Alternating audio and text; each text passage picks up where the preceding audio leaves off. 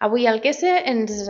reunirem per a aprofitar al màxim el pa, que és un dels aliments que més llancem habitualment a casa. Tradicionalment el pa s'ha fet servir per a fer moltes receptes d'aprofitament, ne recuperarem algunes de tradicionals i innovarem en unes altres, com per exemple uns nyoquis de pa sec, un crumble que servirem damunt d'una compota ràpida de poma i no ens deixarem però altres coses més tradicionals com fer uns crotons, una miqueta de pa torradet que servirem damunt d'una amanida o les torradetes de Santa Teresa que ara és el seu gran moment.